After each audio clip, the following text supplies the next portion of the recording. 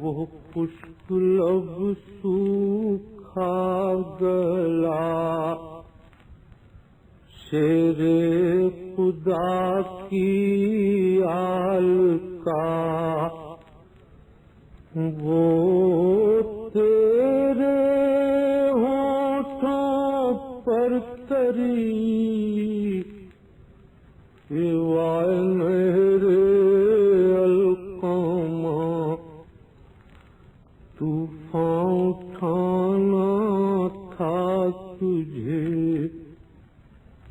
یا سوکھ جانا تھا تجھے، کچھ تو نے خدمت ہی نہ کی،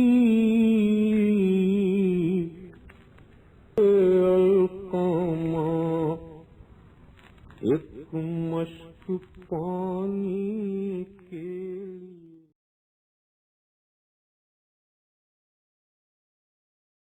ناظرین السلام علیکم، میں ہوں شوکت عابدی۔ پیش خدمت ہے پروگرام عزاداری دین کی زندگی ہے۔ ناظرین آج بھی ہمارے ساتھ موجود ہیں عالی جناب مولانا سید صفی حیدر صاحب قبلہ، مولانا سید ممتاز جعفر صاحب قبلہ، مولانا فیروز صاحب قبلہ اور مولانا فیض عباس صاحب، مولانا تہذیب الحسن صاحب اور مولانا منور حسین صاحب۔ آپ سب کے ساتھ آج ہم اپنے جو سوالات ہیں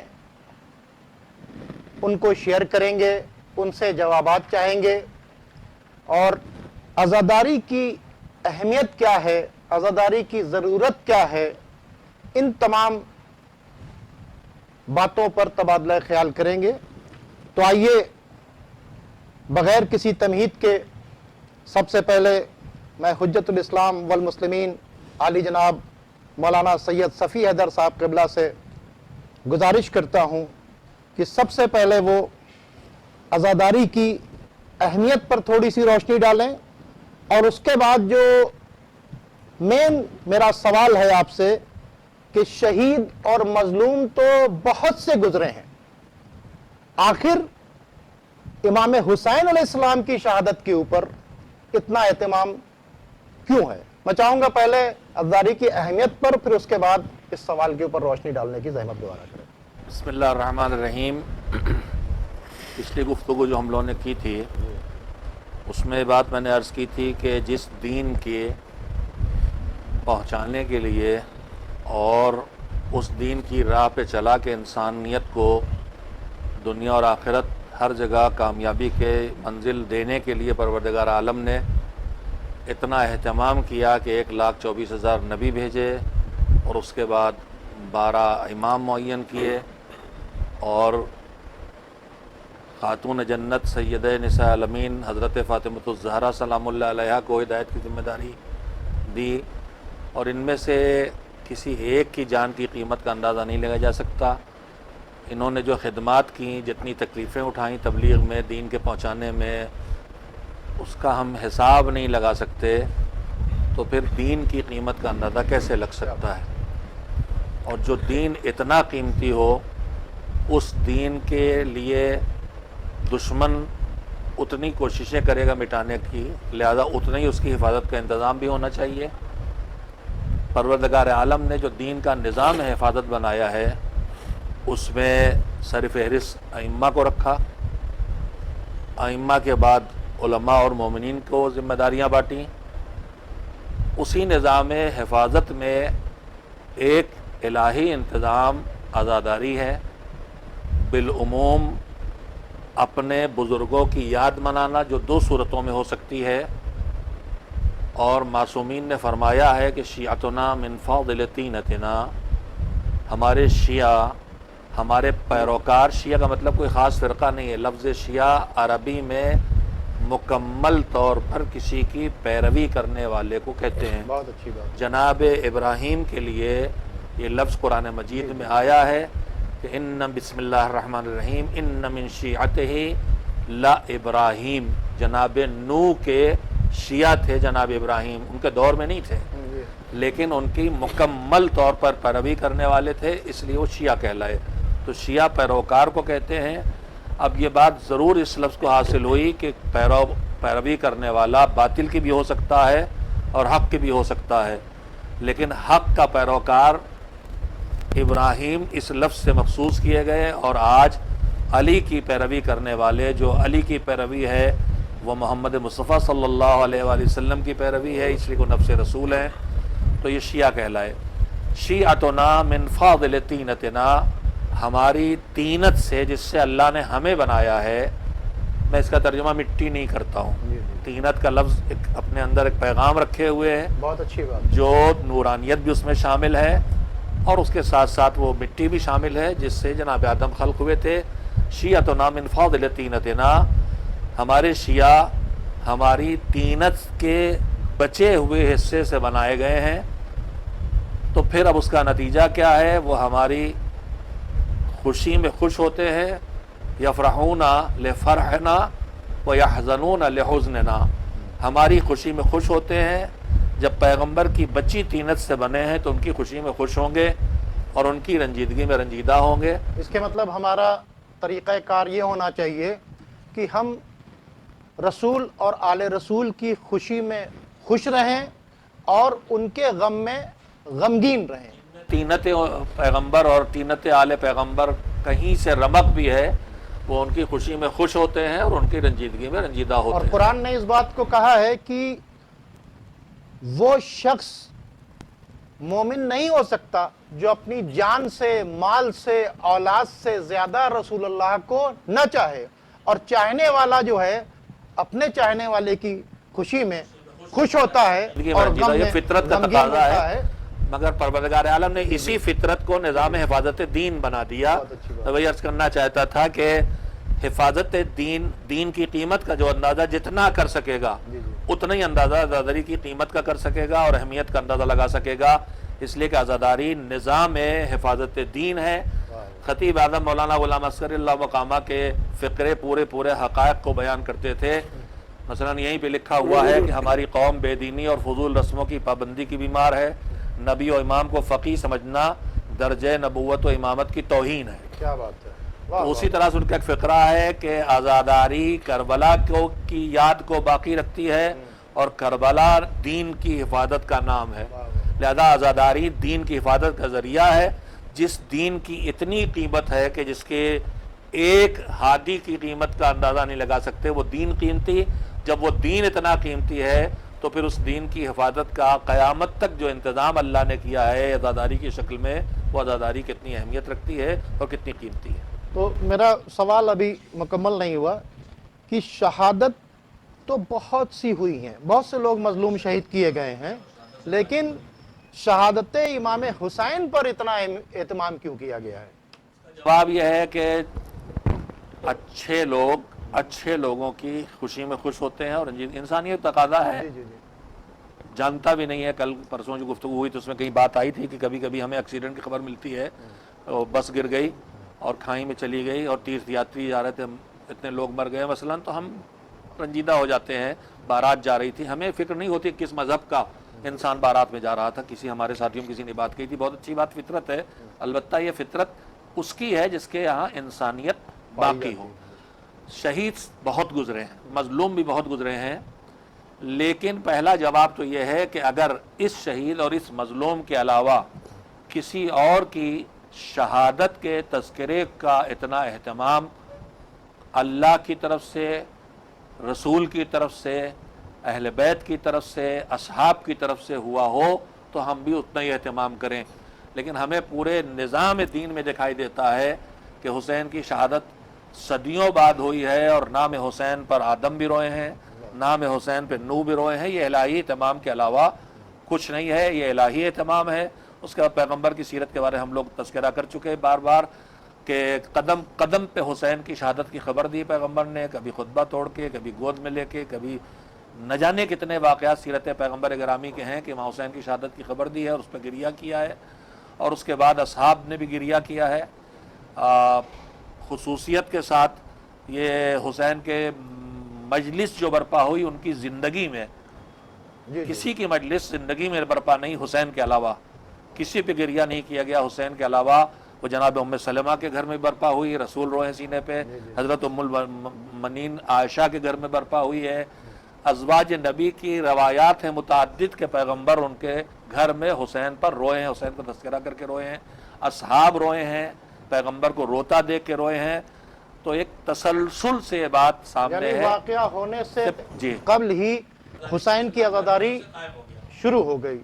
آپ کی ہی بات سے اس بات کو جوڑتے ہوئے جناب فیض صاحب،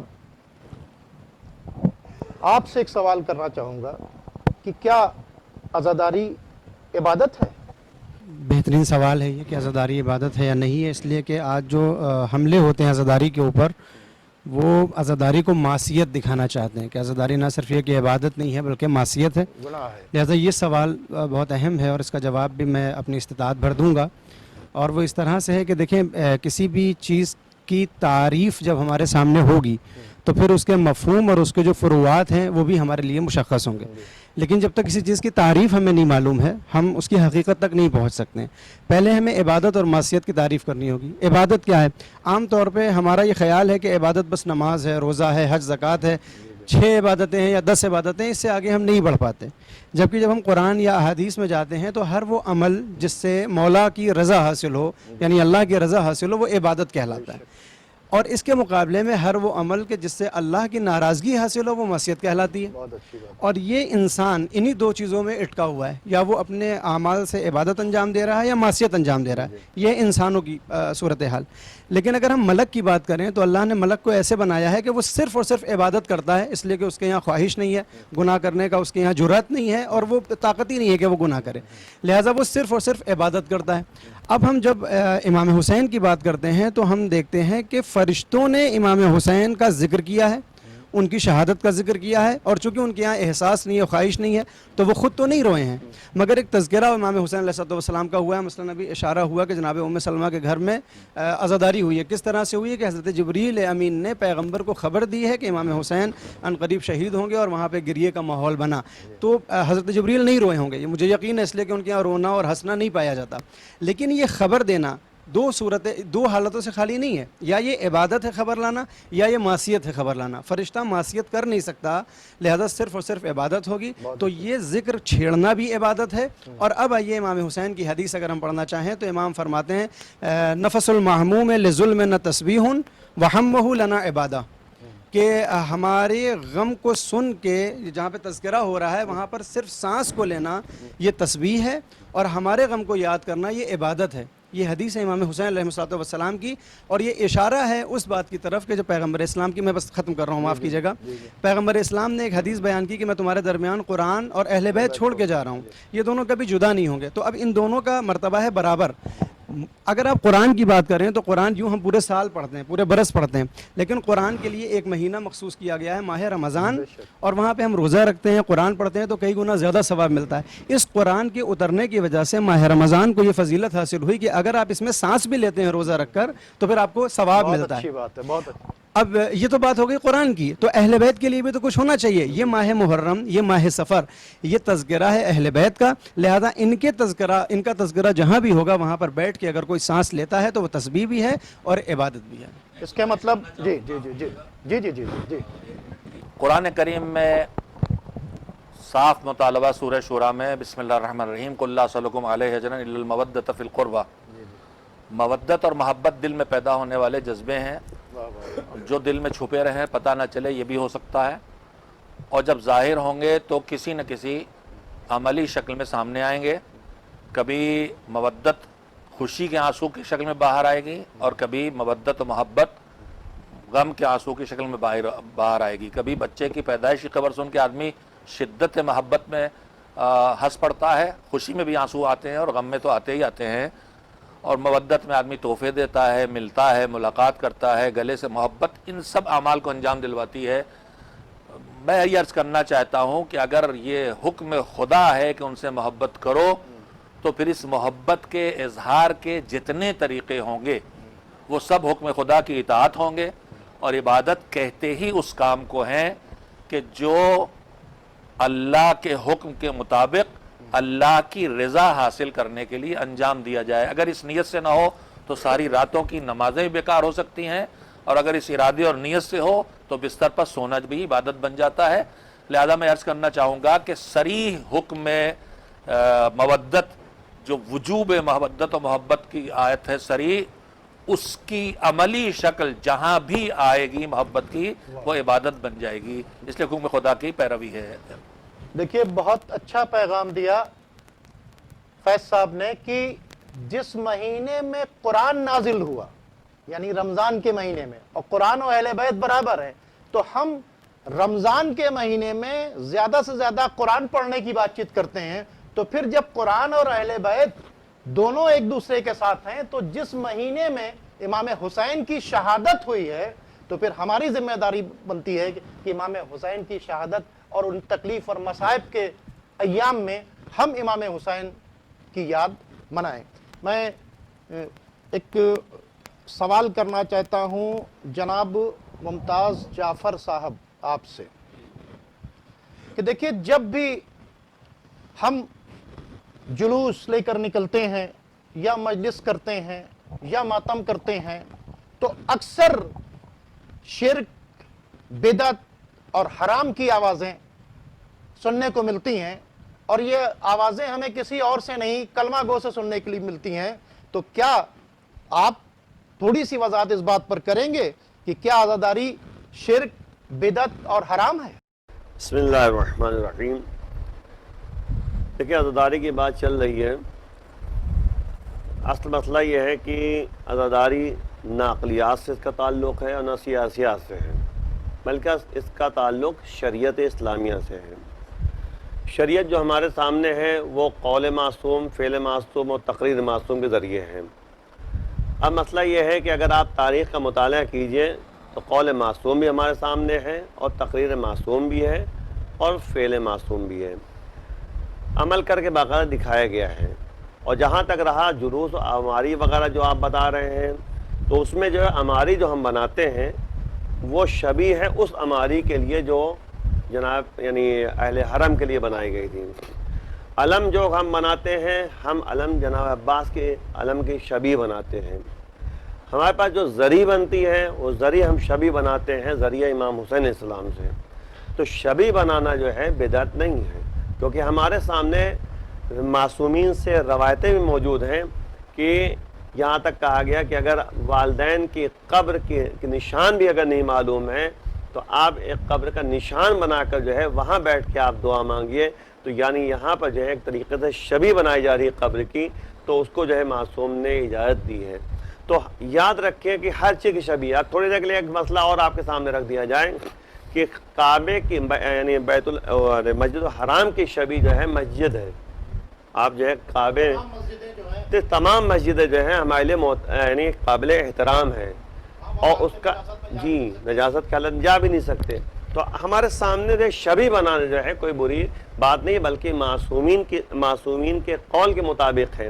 تو اس لیے ہم کہاں سے اس کو بدعت کہتے ہیں. اور بدعت کی تعریف میں جو علماء نے بیان کیا وہ یہ کہ ادخال ما لیس فی الدین, جو دین میں نہیں ہے اس کو داخل کرنا جو ہے یہ بدعت ہے. اور شمار کرنا عد ما لیس من الدین, جو دین میں سے نہیں ہے اس کو دین میں سے شمار کرنا یہ بدعت ہے. تو ہمارے پاس دین, ہم نے ایک جملہ آپ کے سامنے کہا, نہ اس کا تعلق عقلیات سے ہے, نہ اس کا تعلق جو ہے سیاسیات سے ہے, بلکہ اس کا تعلق جو ہے شریعت اسلامیہ سے ہے بے عین ہی. ابھی آپ نے سنا کہ جناب آدم کے زمانے سے جو یہ سلسلہ چلتا چلا آیا ہے, خود ان کی حیات میں جو ہے کہتے ہیں کہ یہ عزاداری منائی گئی ایک طریقے سے. تو ہمارے سامنے بدعت کا کوئی سوال نہیں. اور حرام کی بات جہاں تک آ گئی تو حرام محمد حرام الی یوم القیامہ, حلال محمد حلال الی یوم القیامہ, یعنی قیامت تک جو ہے حلال محمد حلال ہے اور حرام محمد حرام ہے. اسی بات کو کربلا میں جو ہے امام حسین السلام نے سب سے اقرار کرا لیا تھا کہ دیکھو. تو مسئلہ صرف اتنا ہے کہ اگر رسول کی سیرت ہمارے سامنے ہے تو وہ ہمارے لیے حلال ہے. مولانا نے گفتگو جو کی ہے اس سے ذرا سے الگ پہلو بات کرنا چاہتا ہوں اپنے نوجوانوں کے لیے, جو یہ کہتے ہیں کہ کفر ہے, شرک ہے, بدعت, 3 لفظ استعمال کیے جاتے ہیں, پھر حرام ہے. کیا چیز؟ عزاداری. عزاداری کس چیز کا نام ہے؟ یا حسین پر رونا, یا حسین کا گریہ ماتم کرنا, یا ان کو یاد کرنا, جس کے مختلف شکلیں ہیں. جی جی جی جی کفر کس چیز کو کہتے ہیں؟ اللہ شرک کس چیز کو کہتے ہیں؟ اللہ کی ذات میں بدعت کس چیز کو کہتے ہیں؟ حسین پر رونا، حسین پر گریا، کیا انکار خدا ہے؟ کیا بات ہے. کیا انکار دین ہے؟ کیا انکار قرآن ہے؟ کیا انکار سنت ہے؟ واہ واہ. کیا انکار عظمت اصحاب ہے؟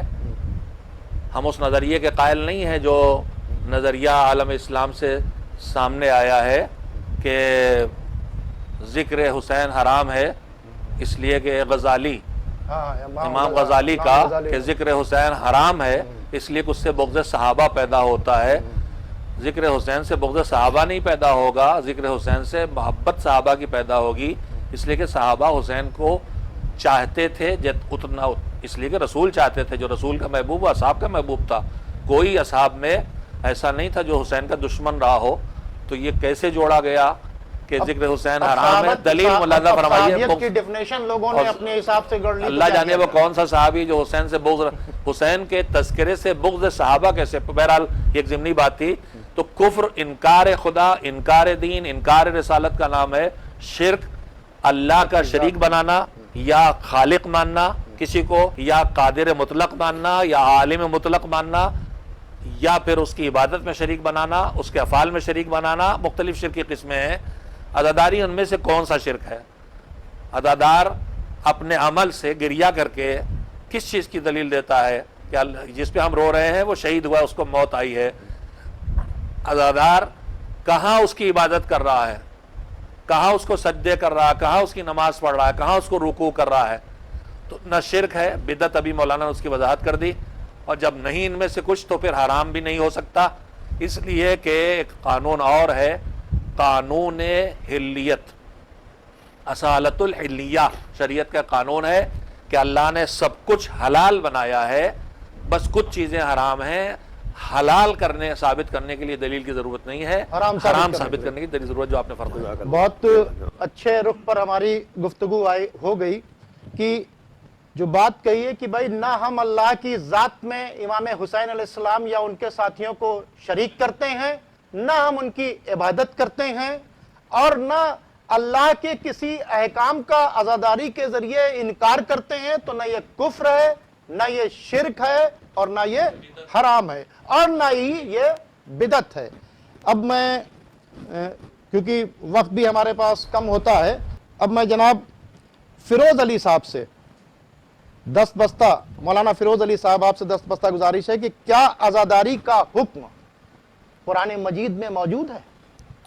بسم اللہ الرحمن الرحیم. سوال بہت اچھا ہے اور بجا ہے، اس لیے کہ ہم لوگوں سے جس چیز کا سب سے پہلے مطالبہ کیا جاتا ہے وہ یہی ہے کہ یہ عمل جو آپ انجام دے رہے ہیں اس کا کوئی قرآنی حکم ہے یا نہیں ہے، قرآن اس پہ دلالت کرتا ہے یا نہیں کرتا ہے، قرآن اس کی رہنمائی کرتا ہے یا نہیں کرتا ہے. تو عزاداری ایک ایسا موضوع ہے، اگر ہم اس کو دل سوزی کے پہلو سے دیکھیں تو قرآن مجید میں پروردگار عالم نے بہت سے لوگوں کے افعال اور اقوال کو نقل کیا ہے، اور جن کو نقل کیا ہے اگر اس کی نظر میں، پروردگار کی نگاہ میں وہ کام ناپسند تھا تو وہیں پر اس کے ناپسند ہونے کا بھی اعلان کیا ہے، اور اگر وہ کام ناپسند نہیں تھا تو صرف اس کے ذکر پر اکتفا کر لی ہے. جیسے رونا اور گریہ کرنا، عزاداری کرنا، اس کا دل سوزی کے اعتبار سے اور مہربانی اور شفقت کے اعتبار سے دیکھا جائے تو پھر جناب یعقوب کا عمل ہمارے لیے اس سلسلے میں حجت بنتا ہے کہ آپ نے جناب یوسف کے، جبکہ آپ علم نبوت سے یہ بات جانتے تھے کہ وہ حیات ہیں اور زندہ ہیں لیکن نظروں سے اوجھل ہیں، تو آپ نے ان پر گریہ کیا، اور گریے کی انتہا تھی کہ آپ کی آنکھیں سفید ہو گئی، یعنی نابینا ہو گئے. اور سورہ یوسف کی آیت نمبر 84 اس پہ دلالت کرتی ہے کہ جس میں آپ نے فرمایا تھا قال یا اسفا لا یوسف وابیضت عیناہ من الحزن فہو کظیم. جی، اور اگر ہم عزاداری کو ماتم کی کیفیت بھی ہے، واہ اصفا علی یوسف میں ماتم کی کیفیت ہو سکتا ہے، قرآن نے نقل نہیں کیا ہے لیکن یہ سینہ پیٹ کے کہہ رہے ہوں. فطرت ہے یہ۔ جی ہاں جی جب جو آنکھ اتنا روئے کی جی آنکھوں کی آنکھیں سفید ہو بینائی جائیں، چلی گئی، سفید ہو گئی، سفید جی ہو گئی. دیدے سفید ہو گئے، تو اس میں ایک ماتم کی کیفیت ہے، صرف نوحے کی کیفیت ہے، یہ صرف فطرت گریا ہی نہیں ہے اس جی کو دلیل نہیں چاہیے. جی مطلب فطرت جی ہاں، جی جی جی محبت اور مودت کے لحاظ سے اگر عزاداری کو ہم دیکھتے ہیں تو پھر پروردگار عالم نے اجر رسالت کے طور پہ اہل بیت کی محبت اور مودت کو پورے عالم اسلام پر فرض کیا اور واجب قرار دیا ہے. قل لا اسألکم علیہ اجرا الا المودۃ فی القربى. چونکہ ہم ان سے محبت کرتے ہیں، اور جیسا کہ اس سے پہلے ہمارے بزرگ اور استاد محترم نے عرض کیا، فرمایا کہ محبت کا تقاضا یہ ہوتا ہے کہ ان کی خوشی میں خوشی منائے جائے اور ان کے غم میں انسان مغموم رہے.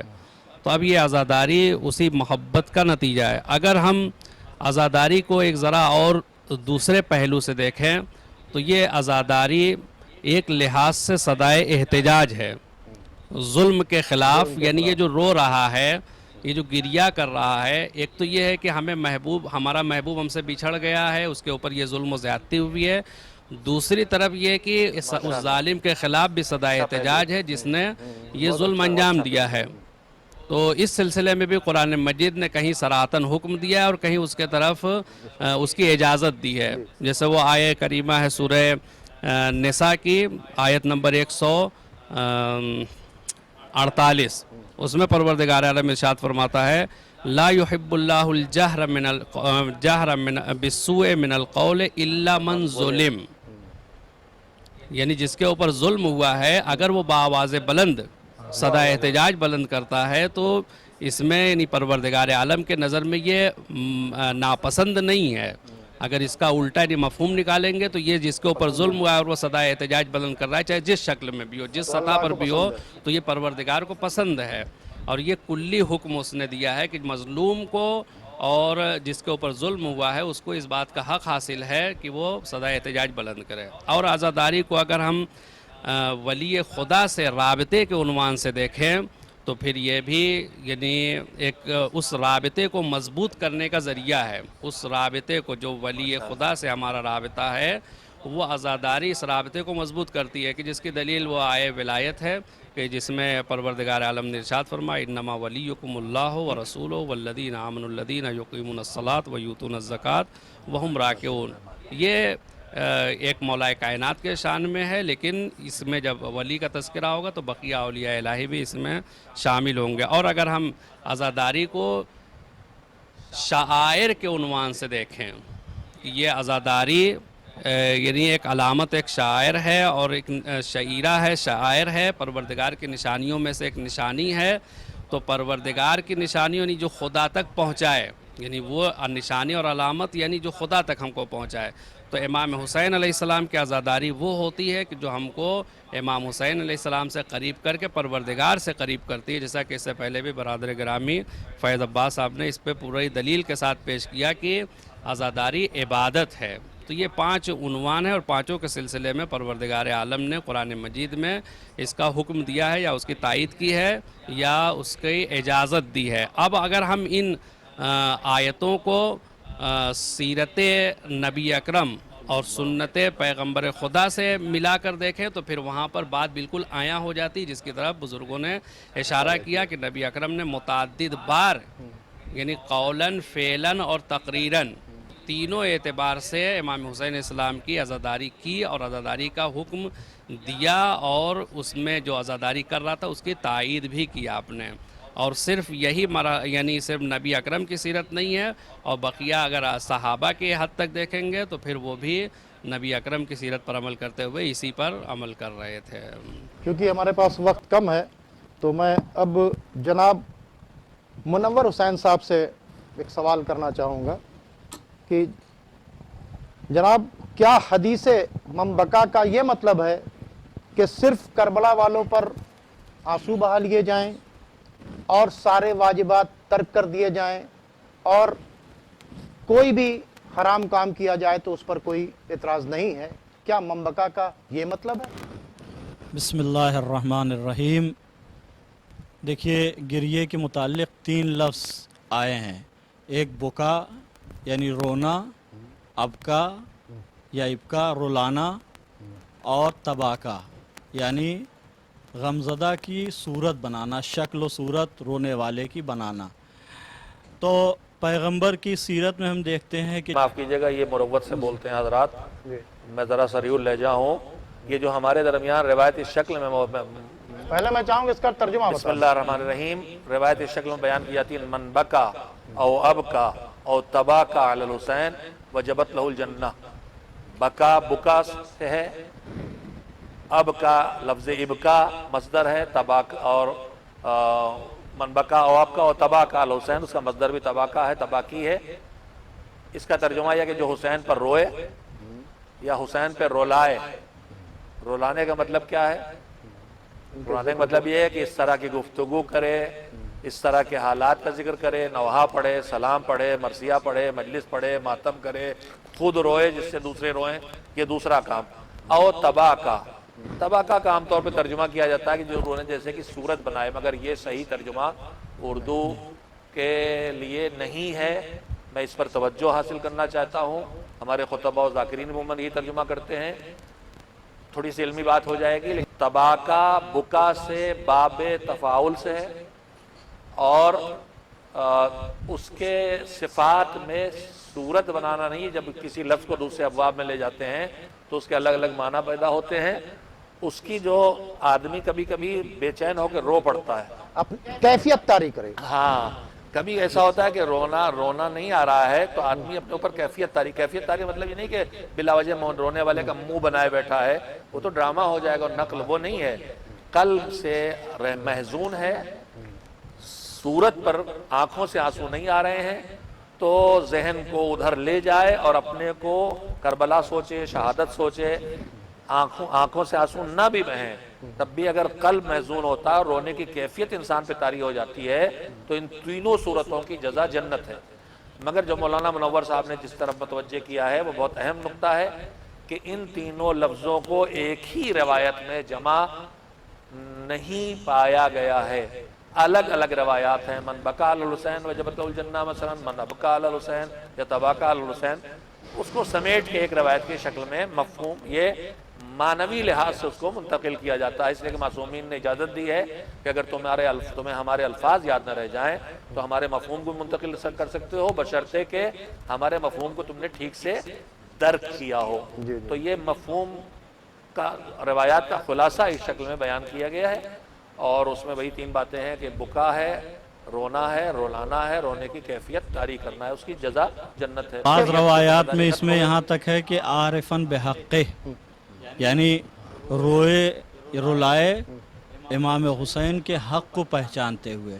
तो अगर इस पर गौर के हक़ को पहचानते हुए, हक़ को पहचानते हुए अगर इस पर गौर किया जाए ने क्यों शहादत दी, क्यों शहादत, पूरे वाक़े करबला पे अगर नज़र डाली जाए और देखा जाए कि इतनी बड़ी कुर्बानी पैगंबर इस्लाम के बाद ख़ुद इमाम हुसैन ने इंसानियत में जिसकी नज़ीर नहीं मिलती है।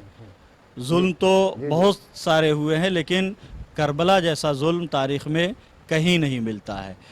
तो आरिफन बेहक़्क़े ये सारी चीज़ें, ऐसा नहीं था कि इमाम हुसैन अलैहिस्सलाम को इसकी ख़बर नहीं थी, विलादत ही से ख़बर इमाम हुसैन को दे दी गई थी और तमाम मासूमीन को मालूम था, उसके बाद भी राज़ी थे कि मुझे कोई भी ऐसा कार्य खैर शरीयत का बताया जाए, छोटे से छोटा, जिसकी जजा जन्नत के अलावा कुछ और हो। बहुत अच्छी बात थी। वुज़ू की जजा क्या है, रास्ते से पत्थर हटाने की जजा क्या है, सब जगह जन्नत है। फिर इसकी अहमियत जाहिर करने के लिए कि अमाल में अहम तरीन अमाल में यह है, जजा तो हर अमल की जन्नत है मगर मसले दो हैं। एक उस जजा को लायक कबूल बना के पाना है और दूसरे ये है कि उस जजा को आखिरत के मरहले तक पहुंचने तक बचाना है। हमने जन्नत पा ली हुसैन पे गिरिया करके, लेकिन ये जन्नत जो हमें मिल गई है, रसूलुल्लाह सल्लल्लाहु अलैहि वसल्लम की सीरत का मशहूर वाक़या है कि आपने मस्जिदुन नबी में असहाब के दरमियान फरमाया कि जो एक बार सुभान अल्लाह कहता है अल्लाह जन्नत में उसके एक दरख्त लगा देता। मशहूर है, मजालिस में हम सुनते रहते हैं, लेकिन मैं याद दिलाऊंगा इसलिए कि नताइज निकाले जाते हैं تو کسی نے حساب لگایا ہم دن بھر میں اتنی بار تسبیح پڑھتے ہیں زہرا کی اور تسبیح خدا اور اتنی جنت میں درخت ہو گیا، کچھ کریں نہ کریں. تو حضور نے فرمایا کہ بالکل تمہاری جنت ہو گئی، مگر یہ خیال رکھنا کہ تمہارے کسی گناہ کی ایک چنگاری تمہاری جنت کو جلا کے خاک کر سکتی ہے. تو جنت بنانا اور ہے، جنت بچانا اور ہے. بنا لیں گے روکے، لیکن بچانے کے لیے کم سے کم واجبات انجام دینا ہوں گے اور حرام سے خود کو بچانا ہوگا. ناظرین دیکھیں بہت اچھا پیغام دیا ہے، اور خاص کر کے ان لوگوں کو جو عزاداری کر رہے ہیں ان کو چاہیے کہ وہ زیادہ سے زیادہ بڑھ چڑھ کر واجبات کو بھی انجام دیں اور اپنے آپ کو حرام سے دور رکھیں، تاکہ لوگ یہ کہیں کہ یہ وہ عزادار ہیں جو واجبات کا بھی اہتمام کرتے ہیں، اس کو بھی پوری طریقے سے انجام دیتے ہیں، حرام سے بھی اپنے آپ کو. ہم کو چاہیے کہ ہم لوگوں کے لیے نمونہ عمل بن جائیں. اصل میں بہت سی چیزیں سمجھانے کی تھی، جس طرح سے آپ لوگوں نے بہت اچھے ڈھنگ سے بات چیت کو. تبلیغ ایک برین آپریشن ہے. ہوتا کیا ہے کہ واجبات کو عزاداری سے، عزاداری کو واجبات سے ٹکرا کر ایک ہمارے بیچ میں اختلافات پیدا کیے یہ جا تو رہے ہیں. مولانا عسکری نے کہا تھا کہ عزاداری کے فانوس میں دینداری کی شمع روشن کرو. بہت اچھی عزاداری بات. فانوس ہے، پورے بہت دین اچھی کی بات. حفاظت کر رہی ہے. کربلا اچھی نے بات. پورے دین کو بچایا ہے. بے شک امام حسین نے کیا نہیں بچایا، اور ہم لوگ لگاتار وہ شعر پڑھتے رہتے ہیں، شاہ است حسین بادشاہ است حسین دین است حسین دی پناہ است حسین. تو دین کے پورے دین کو بچایا ہے امام حسین. یہ بہت ہی خوبصورت میسج ہم نے اپنے تمام علماء کے ذریعے آپ کے سامنے پیش کیا. چونکہ دامن وقت میں بالکل گنجائش نہیں ہے، اس لیے آپ سے اجازت چاہتے ہیں. انشاءاللہ اگلے ایپیسوڈ میں پھر آپ کے سامنے کچھ اور اہم سوالات لے کر آئیں گے. اب آپ ہمیں اور ہمارے مہمانوں کو اجازت دیجیے. خدا حافظ.